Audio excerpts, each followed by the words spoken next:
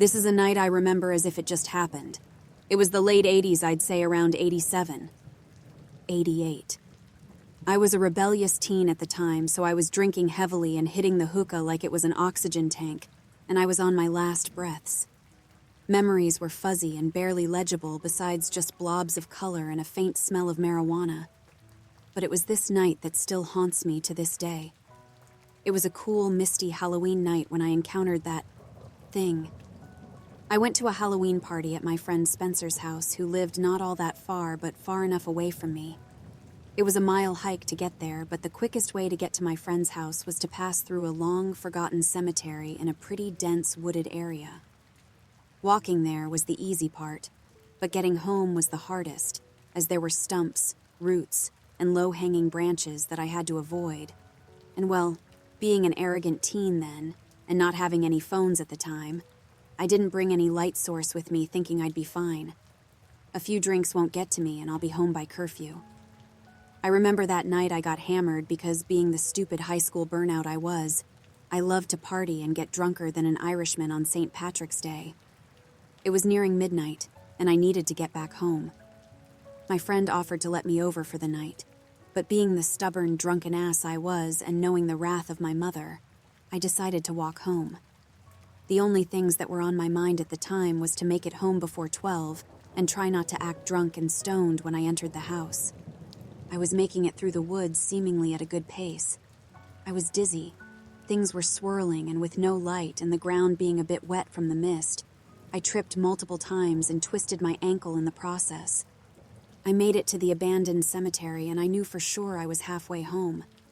Everything began to slow, and my ankle began to throb because it hurt so bad. I didn't have that far to go, and I had to trek it due to no one knowing where I was, and no one knew the way I went to get to Spencer's house. I was about halfway through the cemetery as I began to hear the sound of digging. It could have been my mind messing with me, but I could have sworn I saw a tall, tattered, dirty-looking man. He seemed to be in his early 60s, had short, gray, unkempt, greasy hair, and was very skinny, nearly bone-thin. I think the most stupid decision that I made in my life up to that point was when I decided to call out to him in the drunken stupor I was in. I called out, "Hey, buddy, what you doing out here at this time of night?" He ignored my call, deciding to continue digging in the hole he made. I guess I felt offended that he ignored me because this is exactly what came out from behind my teeth right after. "Hey, who the fuck do you think you are ignoring me, asshole?" As soon as that sentence slipped out of my lips, he stopped what he was doing and turned around to look at me.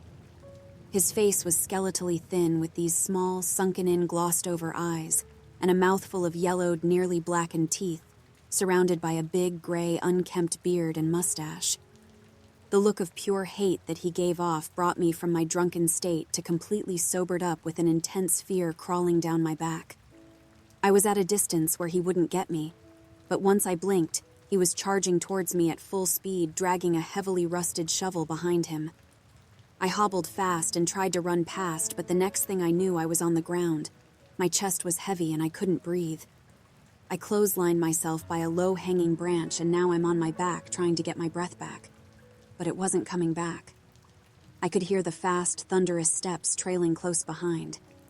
It was hard, but with what strength I could muster, I got up, and not daring to look back, began to hobble out of the woods.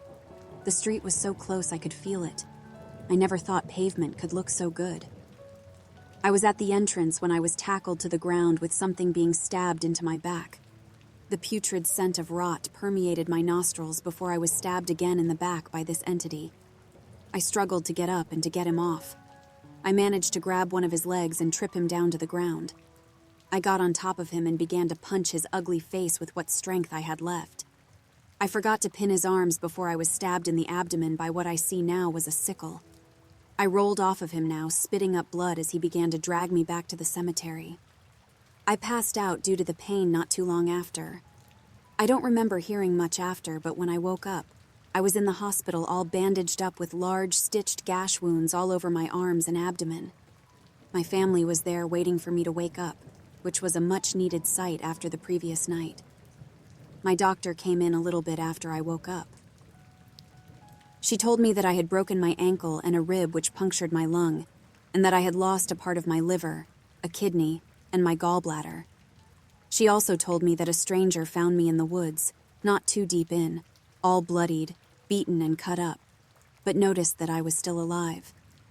To whoever it was that saved my ass, I owe you my life. About a month after the incident, everything seemed fine again. The local news got their headline of the month. I became the popular kid in school for a bit. All was right with me and my family. Christmas time was around the corner, and I had received a letter for an unknown person with an unknown address. Curiosity got the best of me, and I opened it expecting to see a postcard from a family member, or at least a card from a church. Instead, what was inside was a dirty, blood-stained page of notebook paper that read, "Your kidney was divine. Too bad I can't say the same for your liver.